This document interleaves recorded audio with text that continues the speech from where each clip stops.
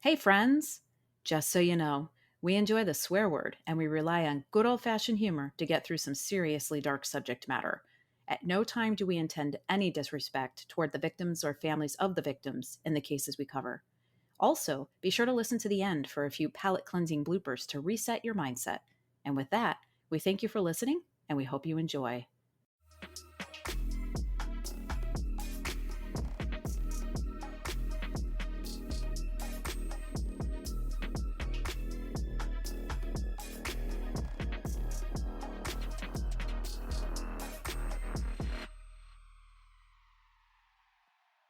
Hey, everyone. Welcome to Crime Will Tell.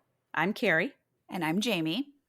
So, Jamie, the case today takes us back to the beginning of the Prohibition era. Ooh, We're about a okay. year in. So cheers. Clink! Speaking of cheerings, cheering. Sure. I wanted to honor the time frame by enjoying an older year of red wine. Yeah, okay. Is that why you're wearing that flapper dress? Do you like it? I do. I went to get some wine out of my wine fridge. I have no wine in this house. I have no wine. Like I drank it all. Oh. So your wine fridge is serving zero purpose presently. It's taking up some energy it doesn't need to take up, you know what I mean? Yeah, okay. I need to fill that thing back up. But so I just went and moseyed on over to my fridge and I got myself a nice light wheat beer. I mean, that counts. Yes, because they were pouring beer out on the streets in the Prohibition when that came. Yeah, So I'm enjoying a nice beer. And what are okay. you sipping on today? I am enjoying a little bourbon on the rocks. This case is a bit unique in that it involves a man's accused and convicted of murdering his wife with poison. Oh, Mhm. okay. Tricky. He was ultimately hung for his crime, and as of today, he still holds the record for being the only solicitor in the UK to be hung. Really? Mhm. So we're situated back in the early 1920s in the UK. Okay. But it's not really all that common for a man to use poison as a weapon for murder, right? Usually that's a woman's It's the ladies. gig. Yeah, they get after that poison and it's not usually a man. But according to the authorities, that's indeed what Herbert Rowse Armstrong did to his wife in February of 1921. Wow. Okay. And apparently he attempted to do the same thing to a professional rival. No shit. Or did he? Oh, There are those that believe Armstrong was framed. So we're going to damn. get into both sides. Okay. Let's dive in, shall we? Yeah. Let me put on my floaties, all right? Herbert Rowse Armstrong was born May 13th, 1869, in either Plymouth or Newton Abbot in Devon, England. So, UK friends out there that are listening, if any, we have many English names in this case today, and so let me know if I didn't pronounce anything correctly. But I did look it all up, and I put some phonetic things in there for me. So hopefully I got this right. You're going to nail it. I know it. Plymouth or Newton Abbot, sources say they almost use it interchangeably. And so I thought, okay, well, maybe they're the same place, but they're not. They're actually about 42 kilometers apart, which is like 26 miles for those of us in the United States. So, for those of us that are familiar with London, where we're situated in our case today takes place about 311 kilometers southeast of London, which is about just shy of 200 miles, about 193 miles. So, if you're looking at London on a map, we're due southeast up to 200 miles. Okay. While Herbert didn't grow up with money, he did apparently have a good family support system, which encouraged and enabled him to get a solid education. Okay. Cool. He attended St. Catherine's College at Cambridge University, where he obtained his law degree and was qualified as a solicitor in 1895 before going on to receive his master's degree in 1901. Nice. I didn't understand what being qualified meant, as that is not a term that we use here in the United States as part of an educational tract. Right. A qualified solicitor is someone who has a legal professional qualification, which allows them to practice law in the UK or an international jurisdiction. Wow. So to me, it seems that that's about the equivalent of passing a state's bar examination here in the United States. For any solicitors or lawyers that are listening, let me know if I got that right. I also wanted to understand the difference between a solicitor in the UK and a lawyer in the US. Okay, yes, thank you. Because my mind, I'm just thinking like Bridget Jones' Diary right now. Here in the United States, we don't have solicitors, which is a type of lawyer that represents and advises clients. They also do legal research and they provide expert advice. What solicitors don't do is they don't appear in court on behalf of their clients. They work behind the scenes. There's a specific type of a solicitor called a solicitor advocate that has the appropriate certification to appear on behalf of clients in court. But most of the time, solicitors is a solicitor and they work behind the scenes. In the US, a lawyer is a lawyer is a lawyer, right? It's Yeah, considered a yeah. broad label for anyone that is qualified to practice law, meaning they've passed the bar exam. And any lawyer in the US is qualified to give legal advice to clients and represent them in court, if that's sort of the focus track that they're in. So that's the difference between a solicitor in the UK and a lawyer in the US. Okay. So I guess a way to kind of make more sense of it for me would be maybe like a defense attorney that's actively like in court trying cases versus more of a like divorce or estate attorney. They're not necessarily like in a courtroom arguing on behalf of their client. Right. Exactly. Okay, cool. So this got me thinking. Yeah, Let me take us down a little bit of a rabbit hole. I promise it will be quick and I'll bring us right back to the case. let's do it. I've heard the term barrister before, Yeah, yeah.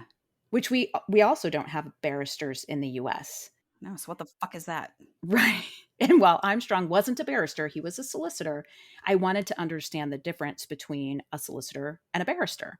There are several differences, and most of it is the type of work they do and their legal training. So remember, solicitors work behind the scenes. They don't represent their clients in court unless they're a solicitor advocate. Barristers do. They absolutely, that's their job. They go into court and they argue cases on behalf of their clients. In fact, barristers will often use the legal work done by solicitors as the foundation for arguing cases in court. So they work together a lot. Okay. Solicitors are usually employed by a law firm. A barrister is usually self employed. Not always, but usually. And when they need to appear in court, this is my favorite. For whatever reason, a solicitor wears a business suit, usually, whereas a barrister will, even today, wear a straight up George Washington wig and a gown when appearing in court. Okay. Yes. Okay. So that makes so much more sense. Again, movies. It's like why are these Declaration of Independence guys in court sometimes? Sometimes. It makes no fucking sense until now. Learning. Like the gown thing, like our judges wear gowns, Yeah, yeah. but our lawyers don't. Could you imagine? I kind of want them to start doing that. I want them to start wearing gowns and wigs. That would be I'd be great. so much more interested in law if that were the case. I would just be giggling.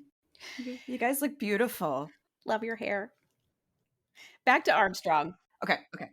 He qualified as a solicitor in 1895, got his master's degree in 1901, and he initially began practicing as a solicitor in Liverpool, where his family had moved when he was a youngster. So remember, he was born in either Plymouth or Newton Abbot.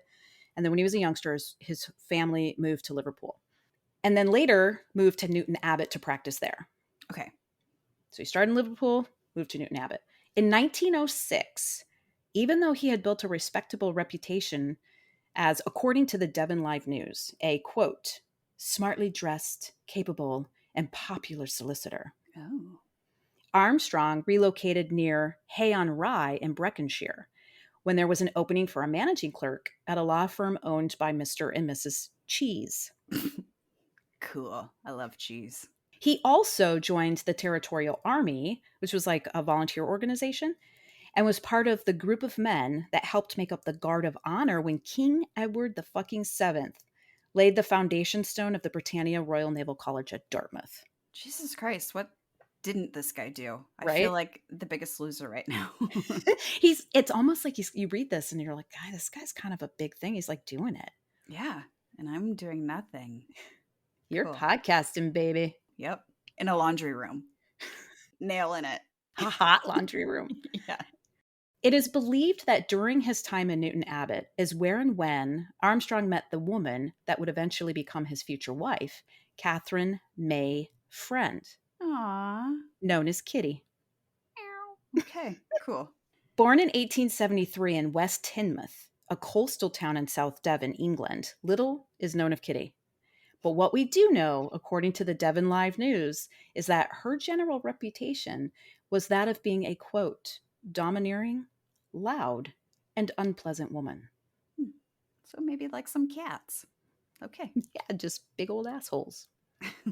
She was also a known hypochondriac, Mm. having many continued real or perceived medical issues. And unfortunately, this part's a little sad. She really did seem to struggle with some pretty serious mental health issues. Hmm. She was known to have verbalized suicidal thoughts on more than one Oh, shit. occasion. Okay. Yeah, she said she was definitely struggling. And in the early 1900s, man, mental health was like not a thing. You were just crazy, but there was no sort of help for you. Yes, and that is going to come back a little later. Your Ooh. foreshadowing is on Right? point today. Damn. Despite this crappy reputation and the hypochondriac and, mental health issues, Armstrong and Kitty got married in 1907 and they settled in a home in Cusop Dingle, which is a valley near Hay on Rye where Armstrong was practicing law. Remember, he moved there to be a law clerk and sits near the border of Wales. They also have the best berries. I don't get it. Dingleberries? Oh. Come on. Yeah, they have some great berries. Yeah, the best. Blech. Over the next 3 years, Armstrong and Kitty had 3 children. Fuck. 3 kids in 3 years. She was just pumping them out. She was a baby factory. She had a litter, if you will. Oh my God. Oh. Ba-dum-bum. They had Eleanor, the oldest daughter, followed by a son, Pearson. Isn't that a rad name? That is a cool name. I dig it. And then the youngest daughter, her name was Margaret. They had these 3 children in 3 years before moving to a bigger home in the same town, Cusop Dingle, in 1910. Okay. So now we're in 1910. Armstrong is doing well. His reputation as a dapper and well-dressed man, as well as a competent solicitor, because it's all about what you wear, continued to flourish after moving to Hay on Rye, which is in the source material is also known as Hay. Okay. As he began to incorporate himself into Hay's society, he was appointed clerk to the justices, and he became a prominent Freemason. Shit. He's just tallying up the cool things he's doing. I've heard of Freemasons, but I didn't really know what a Freemason was or what Freemasonry really is. Mhm. According to the History Channel's website, Freemasons belong to the world's oldest fraternal, meaning men only, organization that started during the Middle Ages in Europe as an Shit. organization of skilled builders. Today, it has become more modernized given the decline in the building of cathedrals. It's like not a common thing anymore. Yeah. The Encyclopedia Britannica says that the Order of the Freemasons is hailed as the largest worldwide secret society dedicated to fellowship, moral discipline, and mutual assistance. If this is such a secret society, why do most people know about it? Is the first question I had. Apparently, some secret societies do not necessarily hide or keep secret their very existence or membership. But what's secret is some of the rituals, customs, and practices of the society. For example, they have tons of different handshakes for different things and rituals. What? Yeah, That's and cool. every Freemason has to learn all of these handshakes, and then they do it in the appropriate ritual. Wow. Can we do some handshakes? You want to make some? That's a hard no.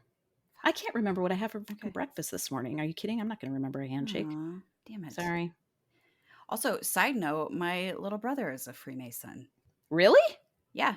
I think he was surprised when he joined because in his little, like the community unit or whatever the fuck they go by, I don't know, he's the only actual Mason. And I read about that too. It started as an organization of skilled builders, and they could be masons or carpenters or concrete layers, which I think is a mason, stonework.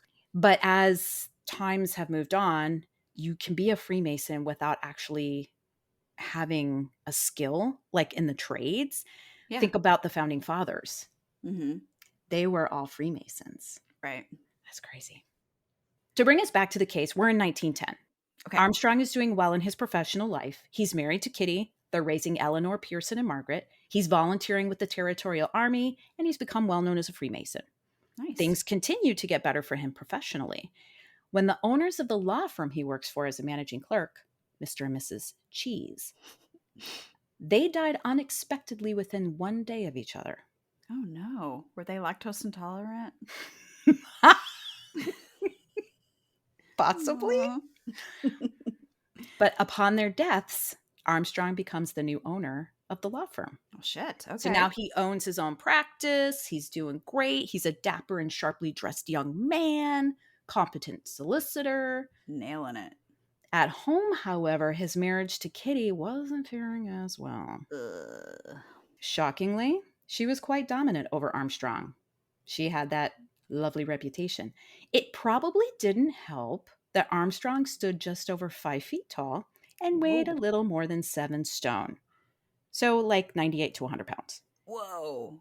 A stiff breeze would have fucking knocked him right out. He's just a little guy. Yeah, and if you look at pictures of him, there's a picture of him, and we'll post it on social, standing next to Kitty on their wedding day. And she is a slight woman, and he's probably a little smaller than she is. Damn. Yeah. Okay. By all accounts, Kitty would verbally abuse, berate, and humiliate Armstrong in public in front of others. So she had an audience, and she was Ooh. quite strict with him and their children. She was said to, here's a couple of tidbits of what she would do. She was said to only allow him to drink when he was ill at other people's homes, like drink their alcohol. Could you imagine not being able to drink at home? Well, no, and if it's like if you're sick, you got to go to your friend's house to get some booze or whatever. Like, what if you want a hot toddy? Exactly. How many times have you heard me say, I don't feel good. I need a drink. It'll take care of it. 7. It cures everything. I'm a fan. I'm a big fan. He could only smoke in one room in the house and never in public. And back then, everybody was smoking. It was the thing to do. He could never smoke in public. This is my favorite. In one instance, Kitty apparently arrived at the club where Armstrong played tennis and made him end a match early, saying he needed to go home because it was his bath night. Whoa. And it was like a team effort? What the fuck? I don't know. He was in a straight up, he was actively playing a tennis match. And she was like, Herbert, it's your bath night. I'm not sure if that's what she sounded like, but she was Probably. like, it's your bath night. Time to come home. And you're fucking sweaty. And then she jumped up on his desk and knocked his pen off. Because her name is Kitty. I Right. get it. Yeah, that's what they do. Wow. That's crazy. If Armstrong and Kitty had Facebook profiles back then, their relationship status would have been married, but it's complicated. Does Facebook have that profile, married, but it's complicated? If they don't, they should. I think they have married or it's complicated. Yeah, it's complicated. I think it's just kind of a general Like, shit term. ain't going all that great. Yeah, but nobody would pick that because you use Facebook to make everything look perfect. That's true. It's a total facade. Actually, it's complicated should equal there's a lot of drama. Yeah. Yep. Because while she treated Armstrong like shit, and Armstrong seemed to put up with it, they both seemed to genuinely miss each other when they were apart. That's why they were married, but it's complicated. Okay. She was like belittling him and knocking him down, but they both seemed to really miss each other. I don't know if I want to say like, aw, or that's some toxic codependency. Super toxic codependency, for sure. Nailed it. Okay. Yep. Okay. Bam. All right. Never mind. Enter World War I in 1914. Ooh. Okay. Armstrong was called up to serve due to his time in the Territorial Army. Remember, he was volunteering in the Territorial Army. He was given the rank of captain, and he served as part of the Royal Engineers Territorial Force, and he was eventually promoted to major. So he was doing well in his military career. Nice. Luckily, he was never deployed overseas, but instead he traveled all over the country while serving. So he was all over England, and he served all 4 years. And it was during this time that Armstrong took full advantage of his freedom from the roles of husband, father, and upstanding competent solicitor, and engaged in multiple affairs over the 4 years he was in the military. I don't love that. He's one of those. Yeah. He had me up until that point. Mm-hmm. He was also seen regularly pursuing much younger girls than himself while he was in other parts of the country. Ew. Gross. Yeah. When the war ended in November of 1918, Armstrong returned home to Kitty, their children, and really struggled to readapt to civilian life, which I think a lot of military veterans did. They really struggled Yeah. to adapt back to civilian life because imagine what they saw, what they did. Now he's back under the watchful and controlling eye of Kitty. Wow. And it's much more difficult to engage in full-on extramarital dalliances. He wasn't all that he wasn't all that discreet when he was in the military because it was basic common knowledge. But now he's like back in the same space, sharing air with Kitty. Now we're in 1919. Armstrong's successful law firm is starting to crumble. Remember, he was away for 4 years serving in the military. People got needs, they got legal needs. He's not around. They're going to go someplace else. You establish Right. that relationship. He also became entangled in a professional quarrel with a rival solicitor whose name was Oswald Martin. Ooh, okay. Oswald Martin practiced law nearby. He was the only other solicitor in Hay, so it was just the two of them. The quarrel was over a property sale and had become quite contentious and costly between the two as they represented the opposing sides in the dispute. I mean, wouldn't it seem like that would happen quite a bit if they're the only two solicitors in town? Like they would just be on opposite sides all the time. Maybe, but I think this one was a little bit unique and interesting because it was two people in a property dispute in the same area. They both hired lawyers in the same area, whereas probably Oswald Martin's off doing his thing, Armstrong's off doing his thing, and they're kind of represent. Do you know what I mean? But this one, Right. Yeah. everybody was like in that area. So it was particularly contentious and it was costly. Meanwhile, Kitty's health is starting to deteriorate around May 1919. So Hmm. Armstrong's been back for about 6 months from the war. The town doctor, Dr. Thomas Hinks, diagnosed Kitty with brachial neuritis, which is a Ooh. which is a disease that affects the chest, shoulder, arm, and hand, and it's characterized by pain or loss of function in the nerves that carry signals to and from the brain and spinal cord to other parts of the body. So Shit. basically, your central nervous system is starting to freak out. Yikes. When brachial neuritis occurs, the damage to the brachial nerves comes on suddenly and unexpectedly. Nerve pain is so painful, like, yikes. Yeah. It's This is horrible. also a rare condition. According to Johns Hopkins Medicine, it's rare. And I find it fascinating that Dr. Hinks knew enough about this condition in 1919 to diagnose Kitty with it. Yeah, that's crazy. Especially since he's a veterinarian. That was a good one. They're gonna keep coming. That is really crazy though, and sad. That had to be horrible. That had to have been extraordinarily painful. Like when you start talking about nerve pain and nerve damage, Hmm. yikes. She ultimately recovered, Okay, and good. her health seemed to be stable for about a year until August 1920, when she started to rapidly decline again. And Hmm. at this point, she had several issues, including vomiting, partial paralysis, heart murmurs, and she was complaining of having visions and hallucinations. Fuck. So naturally, Dr. Hinks declared Kitty to be insane. Oh, sure.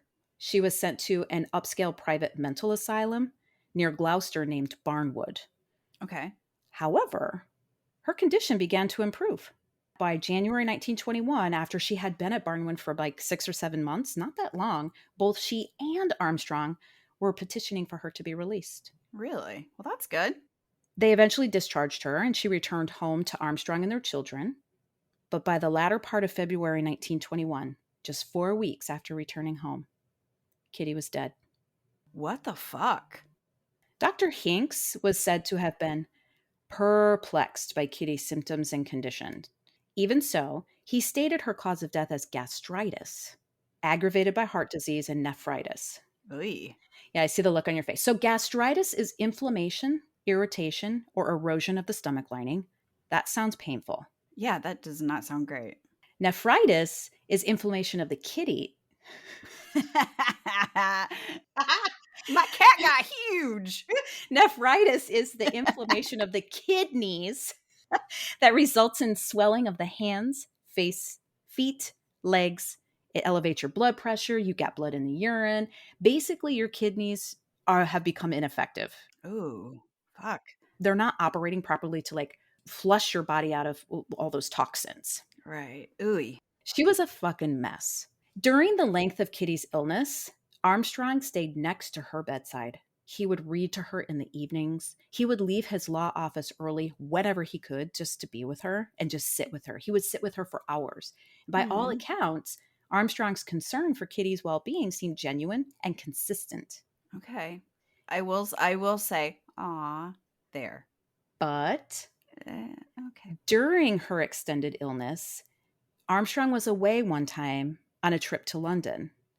And while he was there, he was seen dining with a lady friend he had previously met in 1915 while serving in the military. Herbert. Okay. I don't know if they only just dined, but they were seen dining together. I doubt it. I'm not convinced that dinner was the only thing he did with this lady friend. There was probably some dessert. Even with his outward concern over Kitty's health, he was still engaging in chasing tail. God damn it. Around this same time, Armstrong also drafted a new will for Kitty. How nice of him. Leaving her entire estate to him rather than to her 3 children, which was what her original will stipulated. And then he forged her signature on that new will. What the fuck? Okay. And after Kitty's death, by all accounts, Armstrong seemed cheerful. Yep, he was enjoying his newfound freedom. He even was hosting several dinner parties in the months following her death. He's like, I'm taking baths whenever the fuck I want, alone. I'm smoking all over the fucking place and I'm just drinking drinking. in the Yeah. house. Shocking. Yeah. While this is all going on, he's still engaged in that heated battle with his rival, solicitor Oswald Martin, over that property deal gone wrong. Okay. However, shortly after Kitty's death, Armstrong started constantly inviting Martin over for afternoon tea. Side note, I fucking love afternoon tea, and I wish that is a custom that it would just slide over here from Europe to the United States. Okay, well, invite me over, fucker. I love tea. I love it, love it. I do like tea. I'm just lazy. In October 1921, 8 months after Kitty's death, Martin finally accepted one of Armstrong's invitations, and during this get-together, Armstrong handed Martin a scone with cream, saying, "Excuse fingers," because he uses fingers to hand the scone to Martin. Weird. And this exchange, for whatever reason, eventually became an extraordinarily well-known detail of this case. So basically, people were talking about it. This exchange came up. Any news article you read about this includes this detail. It's written like it's shocking. Well, Like, the maybe dastardly deed of handing a scone with his fingers. I think it's more that he said, "Excuse fingers." Like, that's fucking gross and creepy. Like, if somebody said that to me, I'd be like, It's no different than today where it's like, don't excuse my hand. Like, pardon my I reach. Pardon this. I know, but then say that instead of "Excuse fingers." Well, after Armstrong handed him being Martin, the scone with cream, later that same day, Martin became violently ill. Oh, okay.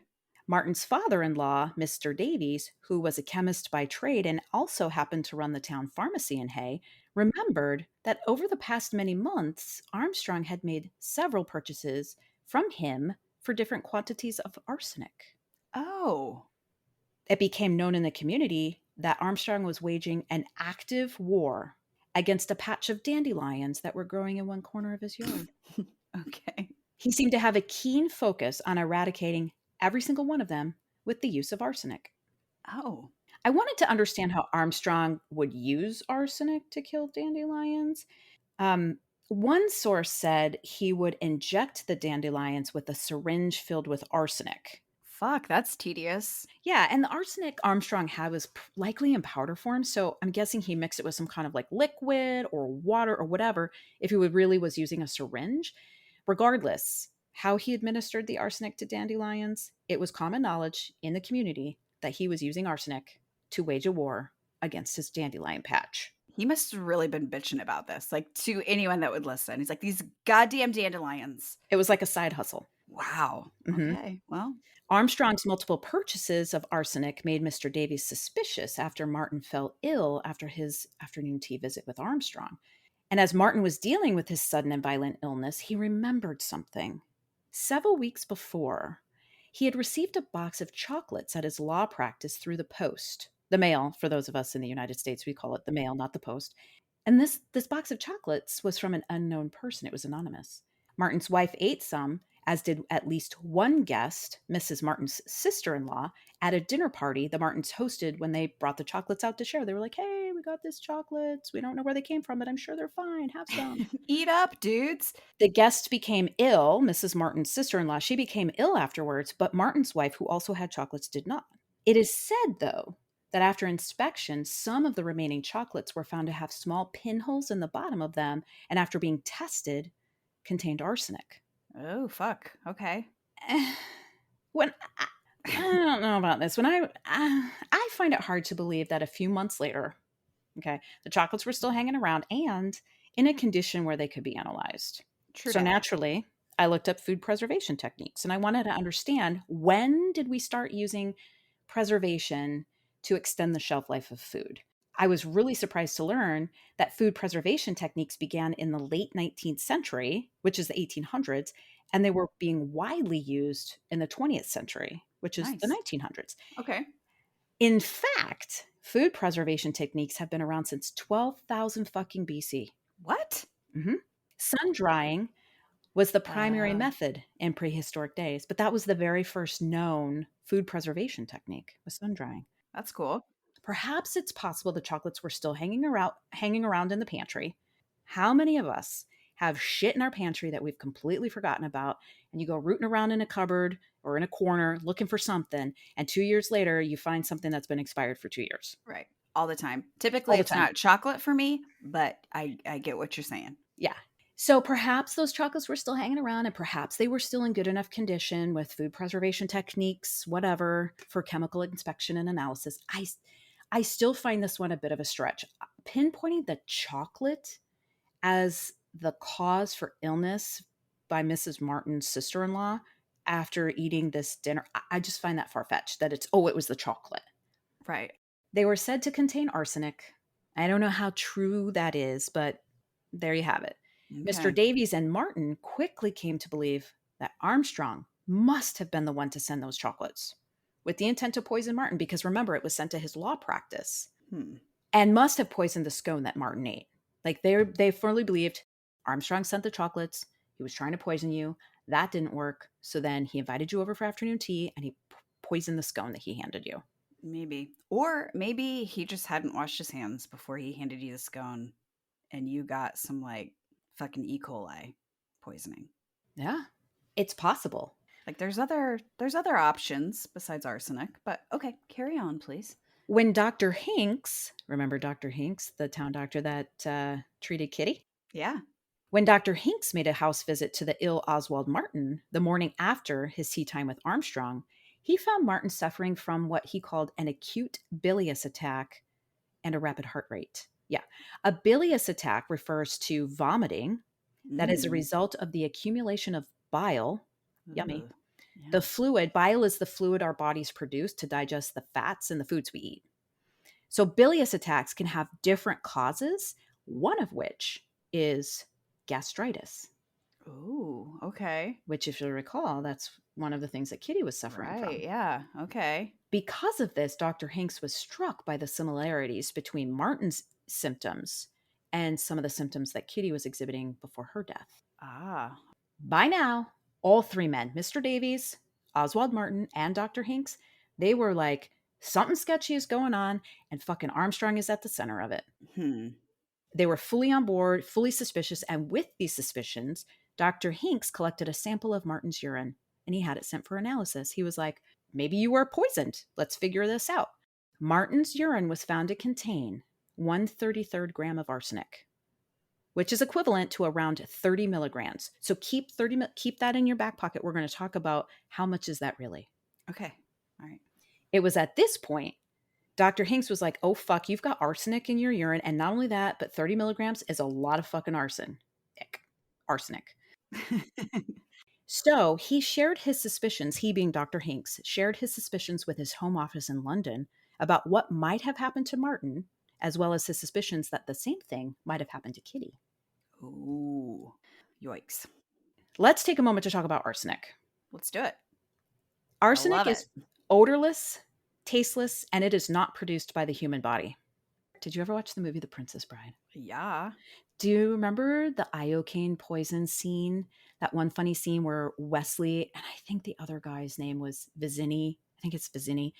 They're in a battle of wits about the iocane powder being odorless, tasteless, colorless, and dissolving instantly in water. Yeah. I do remember that. Maybe that's where the movie got the premise of iocane powder. I don't know. But You Probably. reminded me of that. So, arsenic is odorless and tasteless. However, it is a naturally occurring chemical in the environment. So, arsenic is actually found in air, water, and soil. Gotcha. And don't we always just kind of have like a natural, very minimal amount of arsenic in our systems? We do a Okay. very, very small amount, primarily because we live in an environment that has arsenic in air, water, and soil. So, think about the food we eat, the water we drink, the air The we air we breathe. breathe. Yeah. Yeah. So, we all kind of do, but it's extraordinarily small. Okay. There are two basic types of arsenic. There's three if you include the gaseous state of arsenic, and I'm not going to include that. I'm just talking about powder form. There's organic, which occurs naturally in nature, and then there's inorganic, and that's the man made kind. And it's usually the inorganic arsenic that has much higher toxicity levels. And if a large enough quantity is ingested, can cause severe physical distress and death in humans. God. It's very toxic.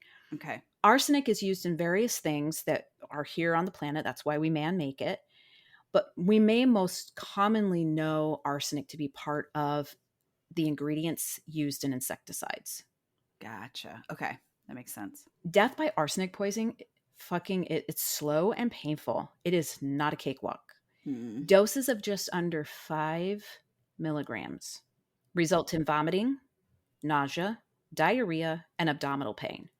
Yikes. Symptoms begin minutes to hours after ingestion, and they usually clear up within about 12 hours. But some people might react a little bit more severely, and it might take a couple days. Think of this as like really bad case of food poisoning. It's very similar Mm. symptoms. That happens with under 5 milligrams worth of a dose. Shit. Martin Okay. had 30 milligrams in his urine the next day. That's a lot of fucking arsenic. Yeah. Yeah. Big time. The best way to test for arsenic exposure is a urine test, which is why Dr. Hinks tested Martin's urine. A lethal dose of inorganic arsenic is estimated to be, we're going to do some maths here, Ooh. zero point 0.6 milligrams for every kilogram of body weight, with death occurring within about 1 to 4 days from ingestion. Shit. A lethal dose of arsenic can be extraordinarily hard to pinpoint because the effects of arsenic are different on each person because it depends on a variety of factors. It includes how big you are, how hydrated you might be, what's your underlying health conditions, do you have a pre-existing condition, the quantity of the arsenic ingested, have you been exposed over a length of time, et cetera, et cetera. So it's really hard to pinpoint what a lethal dose is, and it's different for all humans. But the NIH, the National Institute of Health, they estimate it to be about 0.6 milligrams for every 1 kilogram of body weight. We're going to get back to that formula. Okay. I can't wait, Mr. Wizard.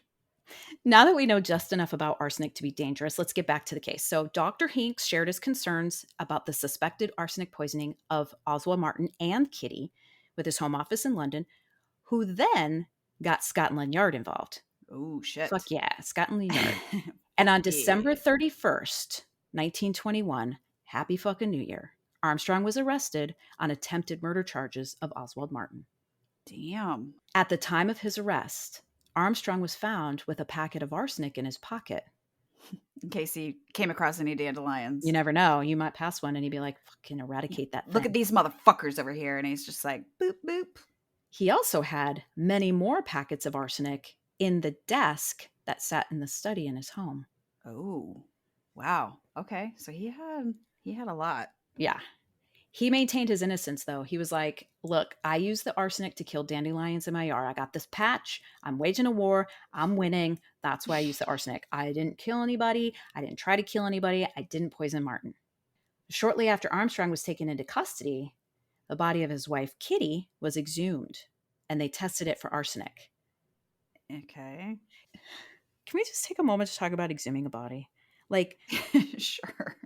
Let's do that. could you imagine being the person that has to do the exhumation? No, Or like opening up the coffin? no. That would be a surprise party I do not want to be a part of. Yeah, like you're exactly right. It's a fucking surprise. You don't know what you're going to get when you open that coffin. Some are like underwater, some have significant rodent activity. I think we hear a lot in true crime cases where bodies are exhumed for whatever reason. They want to reanalyze, they want to retest, they want to do a second autopsy, etc. But I think it just kind of goes over our head. Like if we just take a moment to think about what it must be like to actually exhume a dead body, I'm completely disturbed and disgusted by it. I just picture this like sound and then like dust popping out of it. And you're like, what is that? Maybe. I don't Anyway, know. even though it had been 10 months since she died, her body was remarkably preserved, thought to be the arsenic in her body causing that preservation. Whoa. Okay. The very thing that killed her kept her preserved enough for them to do a second postmortem. Right. That's crazy. A well known pathologist by the name of Dr. Bernard Spilsbury conducted the postmortem, and it was found that Kitty's body contained 208 milligrams of arsenic. Jesus Christ. 208 milligrams. Okay. So 5 is I feel like that's enough to kill a fucking elephant. yeah, probably a herd. That is crazy. Or a litter. Right. Yes. On January 22nd, 1922, Armstrong was charged with the murder of his wife. Fuck. Jesus. Okay, so remember that math equation I gave you, zero point 0.6 milligrams for every 1 kilogram of body weight? Yeah, I wrote it down. Did you? Fuck no. I hate math. We don't know how much Kitty weighed, but from photos, she wasn't a very big woman. She was pretty petite. It's probably 8 pounds. So using that formula, Uh-huh. if we use the estimation that she weighed, say, like around 54 and a half kilograms, which is about 120 pounds, theoretically, it would take approximately a little under 33 milligrams of arsenic to cause death. Damn. And she had 208. She had 208. If she had 10 been months after her death. 10 months after her death. And I tried to find the Mm. stability life of arsenic, and I couldn't figure. I spent like 2 hours searching, like, what's after a body dies, if somebody was poisoned by arsenic and they die, how fast does the arsenic start to fade from the body? The levels of arsenic go down, go down, go down. I wasn't able to find it. I finally gave up. I conceded. I threw in the white flag. But 10 months after her death, she had 208 milligrams in her body. So I have a couple questions. Number one, was there any other, I know they had their children, but were there any other adults in the house that could have possibly poisoned her? Like a housekeeper, a nanny? Yes, there Okay. were, and we'll get to that. Lots of Okay. people, actually. Wow. Okay. Also, question that I'm having is at that time, I believe people were using arsenic, not, I don't want to say recreationally, but like for cosmetic purposes. And they didn't understand like the horrible effects of it. Like women were using it on their faces for discoloration and things like that. So in my mind, there's a possibility that she was getting into his stash and using it on her own That's too. quite possible. In Okay. fact, arsenic was used in medications. Yeah. Yeah. I mean, it It was was like it was a all over the fucking, like, place. yes, it was. You could just walk your ass down to the local pharmacy just like Armstrong did and pick yourself up some arsenic. Yeah. Also, did she eat dandelions? I don't know. If she was an outdoor cat, possibly. Right. So maybe I'm just saying, never know. Yeah, so she needed, if we estimate her weight to be about 54 and a half kilograms or 120 pounds, she would need just under 33 milligrams to die. She had 208. Regardless of how the arsenic got into her body, it was very clearly arsenic that caused her death. Gotcha. Hmm. Armstrong's trial began on April 3rd, 1922. The evidence against him seemed really damning. He changed the will, remember? He changed Kitty's will and he forged Hmm. her signature. He had numerous affairs. His cheery behavior following Kitty's death. The notable quantities of arsenic he purchased over the course of many months. The scone he allegedly poisoned and gave to Martin. Hmm. Oh, and being found with packets of arsenic on his person and then also tons of them in his study. During Yeah, his that's trial, fair. Armstrong explained that he put arsenic in small packets and squirted those packets into the ground around the dandelions to kill them. What he couldn't explain, however, was why he was found with a packet of arsenic in his pocket at the time of his arrest in December, when it was winter Mm, and dandelions weren't growing. right. Haha. It was also during this trial when Oswald Martin testified against Armstrong and shared the infamous around the world excuse fingers exchange. It's just I so don't know gross. why that's such a big thing. It's just, it's at, like wherever, whatever source you look at, it includes this. It's Hmm. crazy. Despite the damning evidence, it was largely circumstantial. No one had ever seen Armstrong administer anything to Kitty, let alone arsenic, or to Oswald Martin. No forensic evidence was ever collected or obtained by the police. Kitty had talked of suicide, and here's getting at your question. She had many visitors while she was at home during her periods of ill health. I mean, people were coming and Okay. going. Right. It was not a secure home. Hmm. Some medicines in those days, like I said, contained arsenic, and it's possible whatever medications Kitty was on could have had arsenic in them. Right. Yeah. Additionally, there was no known motive for Armstrong to murder Oswald Martin. The elimination of Martin, that would not have benefited Armstrong personally or professionally. If he were to kill Martin, they wouldn't go, "Oh, we have to go to Armstrong." Like that's it doesn't him killing Martin doesn't automatically make all of his clients go to Armstrong. Like Right. he would still have to like win them over as I'm the most competent just because I'm the only solicitor. And hey, just go a couple of kilometers and you'll get another solicitor. Most people didn't believe the prosecution had proven beyond reasonable doubt that Armstrong poisoned his wife or attempted to poison Oswald Martin. And they expected an acquittal, especially since Armstrong had that really strong popular reputation. People still respected him. They did not believe that he was a murderer. Hmm. They just didn't believe it. Right. The defense argued that Kitty had taken her own life by ingesting a large amount of arsenic because she had absolute access to it. And she did this either by herself or with the help of one of her many visitors that she had when she was at home ill. The prosecution was like, she wasn't strong enough to walk downstairs. She was bedridden by the end. She was bedridden and she wasn't strong enough to walk downstairs, et cetera, et cetera. I'm not sure about that because remember, she was at Barnwood and she was there for like 6 or 7 months. And she was improved so much such that she was released and she went home. And then 4 weeks later, she died. I'm Wow. not so sure that she couldn't have done that herself or found somebody that was willing to aid her. Hmm. Yeah, that's interesting.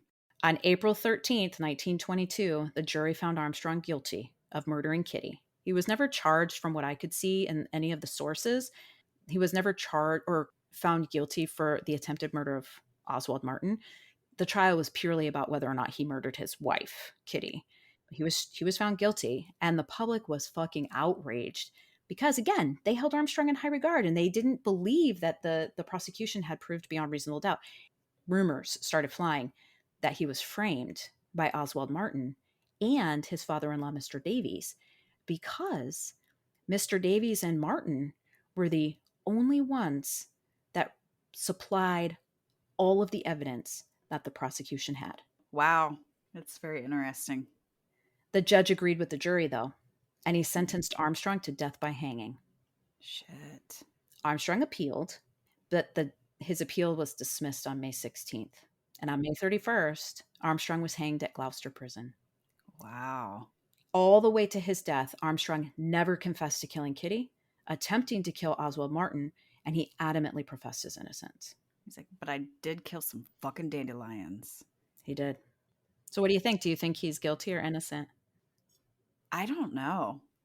It's like you could kind of lean one way and then look at it differently and lean right back the other way. It's tricky. It's when there's nothing but circumstantial evidence, it's fucking tough. And that's I don't know. I don't know. What do you think? I'm with you. I don't know. I really struggle with capital punishment in cases where you can take the exact same set of evidence and you can argue it on the side of the prosecution and you can argue it on the side of the defense and you can see both sides. Right. Yeah. I really struggle with that. I don't know if he was guilty or innocent. I don't know. That's a tough one. Oswald Martin never really seemed to recover, whether it was because he was either poisoned. I mean, it was said that he had 30 milligrams of arsenic in his urine, but who knows? Or from the stress of the trial. Either way, he never really seemed to recover. He and his wife eventually moved away from Hay to East Anglia. East Anglia sits about 350 kilometers away. So it's a haul. It's about 217 miles away. He suffered from debilitating depression and he ended up dying about 2 years after the trial. Damn.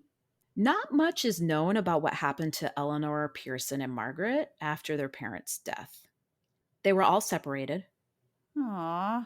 They were given new names and they were sent to live in different homes. Oh, that sucks. I hate that. I did an exhaustive search on birth and death records, but I had very little luck finding a lot of things that are accurate. I was able to find Pearson's death certificate, and he died in December of 1976, just shy of his 65th birthday. I think he was born in January, so he was just about 65 when he died in England. I found a death record that might have been Eleanor's, but I was not able to validate it, so I don't want to give wrong information. So I'm not going to say anything there. While Margaret has most certainly passed away by now, because I think she was born around 1910. Again, I couldn't find any records. If she was still alive today, she'd be like 110 years old. But she was still alive in the early 1990s. And we know this because a solicitor named Martin Beals bought the Armstrong family home in Cusack Dingle, and he practiced law. He was a solicitor at the very same desk in what used to be Armstrong's office No in his shit. That's study. Yeah. cool. Beals didn't know anything about Armstrong or the history that happened at Mayfield, which was the name of their family home. He didn't know anything about it. But when he moved in, that's when he learned about Armstrong and the history of like what has happened in this house. He then connected with Margaret, who at the time was very likely the only surviving child, I surmise, of Armstrong and Kitty. And she was well into her elderly years. This was in like early 90s. And through this connection with Margaret, Beals started obsessively researching the case. He became convinced of Armstrong's innocence. And he went on to write an award-winning book called Dead Not Buried that focused Huh. on exonerating Armstrong by arguing that he had been framed and the victim of a miscarriage of justice. Wow. Wow, that's crazy. And that is the case of Herbert Rowse Armstrong, the only Damn. solicitor in the whole of the UK to have ever been convicted of and hanged for murder. Not a prize I would want to win. Nope. Nope, nope, nope. And there you have it. Wow, that's insane. So And many we twists. and we got through it. Yeah. Cheers. Cheers, motherfucker. Clink. Thank you for listening. Thank you for sharing that. That is a very intense, crazy story. Did you like it? Yeah. Yeah. Good. I wasn't sure where we were going. You had never heard it before, had you? No, I hadn't. And also, there were just like these little pockets where I learned some new shit too. And I appreciate that. Yeah, it So kind of thank opened you up a little bit. Yeah, you're welcome. Yeah. We're going to go do a trivia night. For 'Cause sure. I feel super fucking smart right now. We're absolutely going to get that question about what's the difference between a solicitor and a barrister. I know it. I Yeah. can feel it. Wigs. Wigs and robes. I fucking knew it. Love it. Yeah, so all of you out there, thank you for listening. And as always, please follow us on Instagram at Crime Will Tell Pod. And if you have any suggestions for cases or things you'd like to cover or anything that's happened in maybe your hometown that's not really given a lot of airtime, send us an email at crimewilltellpod@gmail.com. We'd love to hear from you. Yeah. Any questions, comments, show ideas are always greatly appreciated. 5-star reviews, throw them out there. They help us out immensely. It's going to help the show grow. Tell your friends, family, any loved ones, coworkers, people on the streets, whatever you got. Help us spread the love. Yes. And grow this motherfucker. Let's do it. We really appreciate your support. Yeah. Yeah, for sure. Bye, Jamie. Bye, Carrie. Bye then. And scene. Guess fucking what? We totally wish we did, but we just have the shitty shit that we give you for free. It was just like, we need some more Modelo. It's my fucking favorite. So if you see blood just trickle down my neck, don't be alarmed. I'll be all right. I'm probably going to be alarmed. Yeah, so let's talk a bunch of shit. I hope it's well, because she's kind of a fucking mess. Just kidding. I'm kidding. I heart birds. I need to pee and I need to get another beer.